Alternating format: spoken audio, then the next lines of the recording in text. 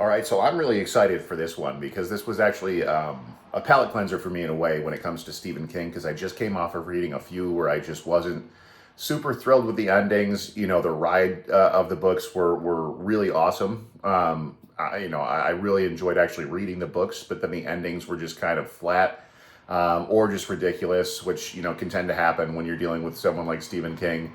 He's actually really well known for that happening. Although there have been books that I've just loved the entire thing. The ending is great, and this just happens to be one of them. And I am talking about Cujo. Okay, Cujo is probably going to go into my top five. Granted, I've only read about 20 Stephen King books so far, but I just thought that this one was just incredible from the beginning to end. It's one of those books that is not very long. It's less than 400 pages. I believe this copy is 398 pages, and it doesn't feel rushed, and it's the perfect length. And so what I'm going to talk to you about today is, what it's about, why I love it so much, and, why I think that you should go read it. There are going to be some spoilers in this version of the review as it's a little bit longer. I'm not going to go through every detail of the book, but there are going to be some things that, if you didn't want to know anything about the book at all, then, you should just move on to another video until you read this one and then come back and check it out. But Cujo is one of those books to where it's based in Castle Rock. So there's a few other books where it's based in Castle Rock as well, like Needful Things and The Dead Zone. I still have to read The Dead Zone, which I'm excited about because they talk a little bit about, what happens in this. Not too much of a spoiler, I guess, but, maybe a little bit. So it might be worthwhile to actually look up the Castle Rock books and how you should read them in order. But again, if you read Cujo as a standalone, I think you'll be just fine. But it's one of those books that's just really good in moving through characters in a small town. And I love Stephen King books when he actually does that. He does that in Needful Things. He does that in Salem's Lot. I'm sure there's a bunch of others. I'm sure that happens at The Dead Zone as well. But that's one of the things that I love most about reading King is when he's doing that and when he's talking about characters and when you're really feeling the pains that these characters are going through, the thoughts that they have. I mean, he really is good at making you, realize that the characters within his books are human just like you. And I've said in reviews before, it kind of makes you feel less alone because, if he's able to write about this kind of stuff and these fake characters, then it's got to come from somewhere, right? And he knows people very well based on how he reads them. So, Cujo is one of those books that, moves through a few different groups of people. We have the Trentons, okay? And they're pretty much like the main family in this book. We've got Vic, and he's the husband. He's an advertising executive. He owns his own. Advertising agency, and he's got a partner, Roger, that he actually runs this with. And then we've got his wife, who's also another main character. Yeah. Sorry about that, my video cut out. So we've got also his wife, Donna, who's another main character, and then their little 6-year-old son, Tad. And they, had just moved from New York only a few years ago to Maine, to Castle Rock, Maine, to where Vic, had been working for this big executive agency, this ad executive agency in New York City. Been making a ton of money, and then they decided to kind of break off, him and his partner Roger, on their own, and they wanted to be able to do it from somewhere like Maine where it's a little bit of a quieter life. And Donna's not super thrilled with that. She actually kind of likes the fast-paced life of New York, and didn't really see herself going somewhere to Maine, and she starts to get kind of panicked that she's going to end up one of those, housewives that has to go to bake sales and things along those lines. And that fear plays out, with what she does later on in the book. And then, of course, I had mentioned Tad, who's their little 6-year-old son. And then there's also the Chambers, or the Cambers. And Joe, runs an auto shop. They have this dog named Cujo. And he also has a son and a wife as well. And then in terms of the other characters that are within the book, they're really supporting characters. Like Joe has a friend up the street who is like the town alcoholic, and then also Charity, the Joe Chambers' wife, or Chambers, I keep doing that, has her sister that she goes off to see later on in the book with her son Brett, who she doesn't want to end up like her husband Joe, who's just kind of I mean, just kind of a mean guy in the sense of he's not very nice to her. He doesn't really have much ambition other than just, running his little shop. So she ends up having kind of a small town life to where her sister had married a lawyer, and had a big time, life in the sense of the way that they describe it in the book. And so she's worried that, Brett is going to grow up to be like, his father. And Brett, really does look up to his father and loves his father and really loves his dog Cujo. And so it goes through, the book to where you're like going through each one of these characters. And like I said, you kind of are going through their pains, their fears. It turns out that Donna and Vic have not really been doing too well lately just because of the fact that, Donna didn't really want to move out to Maine, as I had mentioned. And we come to find out that, he's thinking that she's being distant. He's not sure if it's just because of the move or if something is going on. And it turns out that Donna is actually having an affair. She's having an affair with this guy named Steve Kemp, who's sort of a drifter. He moves from town to town. He has a business where he like fixes up furniture, and he was fixing something for them, and she just, wanting to feel like she was young again, in terms of what her excuse is for it, and just not really, finding Maine all that thrilling. And just worried again about being sucked into the life of being just a housewife that goes to bake sales. She just lost control and had an exciting affair. And so it moves through like, these characters and some people and the problems that they're dealing with. And some people don't necessarily like that. And they were hoping to read a book to where they're just going to be able to hear about a dog that goes rabid and just starts ripping people to shreds. And we'll get into all that. All of that is in there. But this is one of those books that really does kind of go into the human side of things. And it really builds on the people in this book. And if you're not into that sort of thing, then you might be disappointed because of the fact of, how it is only, just shy of 400 pages. And a lot of these problems kind of end up going unresolved. But for me, I just think that is perfect because that's exactly the way that life is. I actually heard another reviewer, I want to say that his page is called Mike Reviews Books.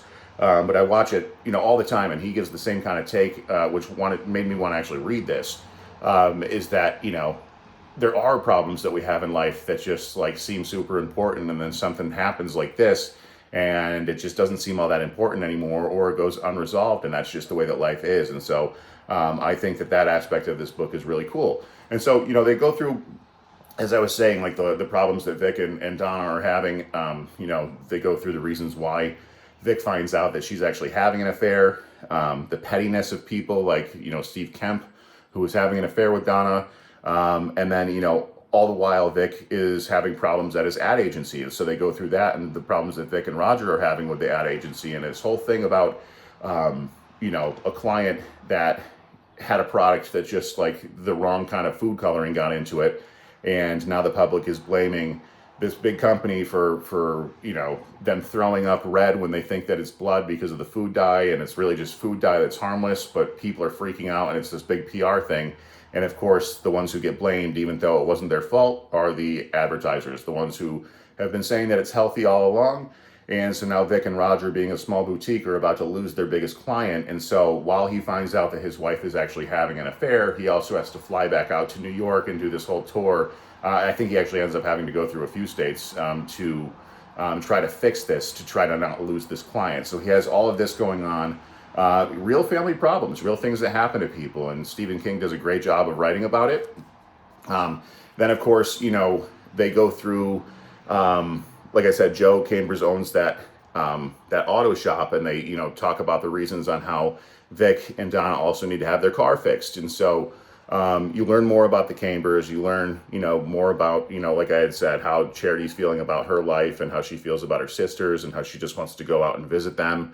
And then Joe, actually decides to let them go visit because he wants to go to Boston and he just wants to have a lot of fun, and just kind of let loose. And so he decides, why not? It's a way to get rid of the wife, and he wants to go with his friend up the street, who's the town drunk, and they can just go have a great time. And so all of them are not going to be around. And seeing as this is back in like the 80s, there's no cell phones or anything like that. So they've got to try to rely on just like somebody being there when they try to call. Donna really needs to have this car fixed. Vic has just left town to go on this tour to try to save his ad agency. And so she goes and she plans to go out to this to this remote area of town where Joe has his auto shop to have it fixed. And they do this whole backstory about how they had been out there before and they had met Cujo and it was right when they had first gotten to Maine and their son Tad was like 3 or 4 years old and just really loved him. And Cujo is this really like great, friendly, big Saint Bernard. And so they kind of know each other in the sense, and they know that Joe does a good job, and he's probably going to be out there because he never leaves. But what they don't know is that Cujo was chasing a rabbit, and he was chasing this rabbit around, and this rabbit went into this hole, and Cujo jumps in the hole after the rabbit, and his head gets kind of stuck. I was kind of picturing it almost like the old cartoon of Winnie the Pooh when he gets stuck in Rabbit's hole trying to get honey. And while Cujo's stuck in this hole trying to get this rabbit, and they describe it as like this hole that is super deep, like 12 feet deep. So and there's just a bunch of animal bones at the bottom, and so this rabbit is going to be trapped. But there's also these bats that are in there, and they start scratching and biting at Cujo, and they happen to be rabid. And so Cujo just starts to slowly like descend into madness. And what's cool about this book is that they actually walk through. I keep saying they, but it's he. Stephen King actually walks through. The mindset of Cujo. So you read it from Cujo's mind on how he's feeling about everything and how, he doesn't really understand what's happening to him. He just starts to feel rage. And so, before he starts to go crazy, Brett and Charity, the son and the wife of Joe, take off to go see her sister. And so it's just left with Joe in this town drunk. And it just gets super wild from there. I mean, it's just insane. So all the character building leading up to this moment where Cujo actually is like looking at people like, oh, you're the one who's causing this pain in my body. And he just starts ripping people to shreds. He completely rips it to shreds. I keep forgetting the guy's name, but the town drunk up the street. And then Joe had plans to go pick that guy up so they could go to Boston and have a great weekend. When he gets into the house, he finds that the guy is dead. And he just freaks out, and then he turns around, and there's just this eerie moment where like the basement door opens up because Cujo had gone down into the basement, and he turns around and just like sees Cujo there, just with blood all over him, and Cujo jumps on him and rips him to shreds. And of course, since Donna had planned on going out there, and she had called, and there was no answer, but she knows that it's the closest shop, to get the job done. Otherwise, she would have to risk driving miles and miles and miles to another town. She drives out there, not knowing that Joe is dead, and not knowing that Cujo is rabid. And of course, once she gets there into the driveway, she barely makes it in. The car completely gives out. And so her and Tad are stuck in the hot summer heat. Oh yeah, by the way, it's in the middle of the summer. It's in July. I believe it's like a Monday afternoon at 12. And they are trapped in that car with Cujo circling the car because he comes out and they see that there's something wrong with him. They're pretty much stuck in the car, and that's pretty much what I'll tell you from there.